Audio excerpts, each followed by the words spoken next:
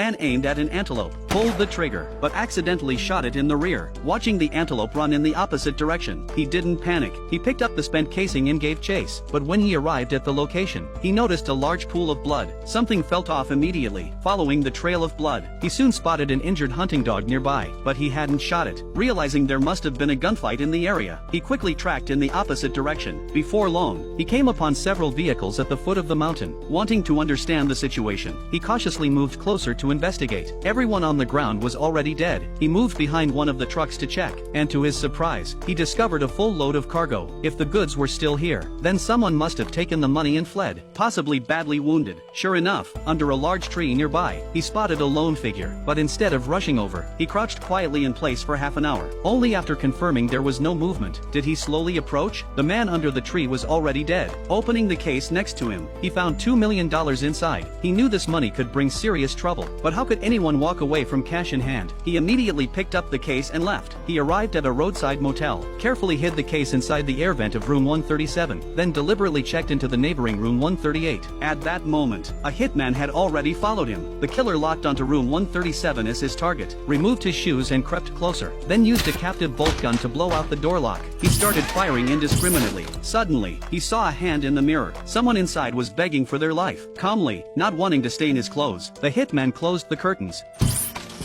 Although everyone in the room was taken out, he couldn't find the case. Unbeknownst to him, the man had already pulled it into the next room through the vent. It wasn't until he noticed the scratches in the duct that the hitman realized what had happened. But he wasn't about to give up. Using the same method, he sealed off the man's door. However, the man had already escaped. He checked into another motel, but as he lay in bed, something didn't feel right. To confirm his suspicion, he quickly opened the case and searched through the cash. Sure enough, he found a tracking device. The blinking red light was flashing faster and faster. It felt like the killer was right behind him.